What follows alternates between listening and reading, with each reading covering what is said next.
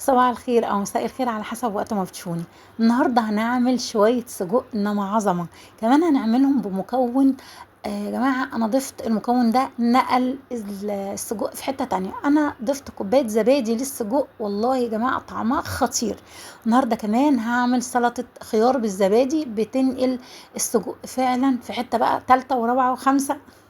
يلا بينا. شوف عملنا السجق ازاي وسلطه الزبادي ازاي.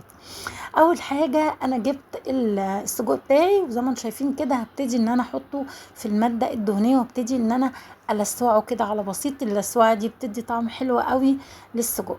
زي ما انتم شايفين كده، وهكون مقطعه كميه معتبره كده او محترمه من البصل. عايزه تقطعيه قطع صغيره او جوليان او جوانح رفيعه، قطعي البصل زي ما انت عايزه. زي ما انتم شايفين كده كده شويه بصل محترمين، وهبتدي ان انا اشوحهم مع السجق لغايه ما البصل ده يهبط شويه كده. زي ما انتم شايفين كده بالراحه كده عشان السجق يفضل محتفظ بشخصيته. كنت ضفت كده معلقتين صغيرين من الثوم، ويدوب اشم ريحته. يعني انا مش هحمره مع البصل، يدوب بس انا هقلبه لغايه ما اشم ريحه الثوم. زي ما انتم شايفين كده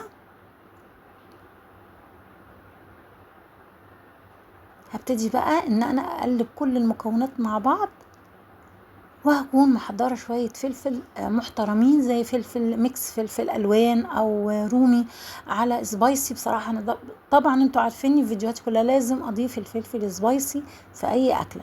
زي ما انتم شايفين كده شوية فلفل بقى، اللي طبعا ده اختياري بس هو بيدي تست عالي بصراحة للسجق. زي ما انتم شايفين كده هقلب بقى كل المكونات. عايزة أقول لكم الريحة خطيرة في منتهى الجمال. التوم مع ميكس الفلفل مع السجق ريحته في منتهى الجمال. هنا مكعبات من الطماطم، وعايزه تضيفي معلقه صلصه بيوري مفيش مشاكل. انا اكتفيت بحوالي طماطميتين للسجق. بس هنا ضفت مش معلقه صلصه، دي كانت معلقه هريسه شطه. فطبعا لو عايزه تضيفي معلقه هريسه شطه مفيش مشاكل. لو عايزه تشيلي وتحطي معلقه صلصه بيوري مفيش مشاكل. اللي متوفر عندك يعني ممكن انك انت تضيفيه. زي ما انتم شايفين كده بقى هبتدي ان انا اضيف كوبايه ميه سخنه علشان كل المكونات دي تستوي مع بعض. حطيت بهارات، 7 بهارات او بهارات مشكله مفيش مشاكل. حطيت شويه ملح وحطيت فلفل اسود، محطيتش حاجه تاني، وهسيبهم يستووا. عملت جنبهم رز ابيض. اعملي اللي يعجبك. زي ما انتم شايفين كده انا عايزه سريعا اقول لكم سلطه الزبادي عملتها ازاي ريت ما السجق يستوي. جبت كوبايه زبادي وخيار مبشور متصفي من الميه بتاعته. حطيت مع الزبادي، حطيت نعناع ناشف شويه صغيرين، وحطيت حاجه بسيطه من الكمون، حاجه بسيطه من الملح، وحطيت هنا فص واحد توم مفري. قلبت كل المكونات مع بعض مع الخيار مع الزبادي، وهتطلع احلى سلطه زبادي بالخيار او خيار بالزبادي. اللي يعجبكم تقولوه، بس طعمها في منتهى الجمال. زي ما انتم شايفين كده من السجق قرب يستوي. لو عايزه بقى انك انتي تضيفي اكتر من كوبايه ميه سخنه ماشي مفيش مشاكل، لكن انا هو استوى. هو اصلا يعني دي عباره عن لحمه مفرومه بتستوي بسرعه. زي ما انتم شايفين كده. عايزه بقى تعملي جنبه مكرونه، عايزه تعملي بطاطس محمره، اعملي اللي يعجبك مفيش مشاكل. زي ما انتم شايفين كده بقى. بصوا بقى انا عايزه اوريكم الكاميرا بتبقى ظلمها ازاي. بصوا الشكل ده، بصوا الشكل ده، بصوا الكاميرا بتبقى ظلمها ازاي. عملت جنبه رز ابيض والله خطير.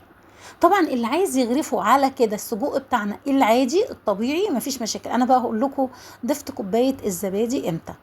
زي ما انتم شايفين كده انا غرفته، شكله خطير وطعمه في منتهى الجمال. انا بحب السجق بصراحه بكل اشكاله. بصوا بقى في منتهى الجمال.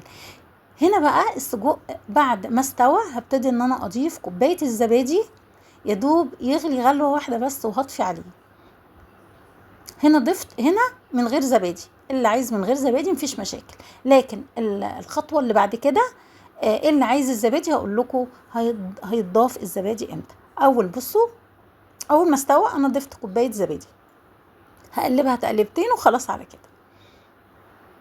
صدقوني بتنقل السجق في حته تانية مع سلطه الخيار بالزبادي في منتهى الجمال.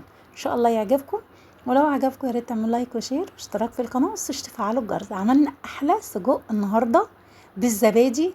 انا عايزه اقول لكم بس الصوص بتاعه ده خطير في منتهى الجمال.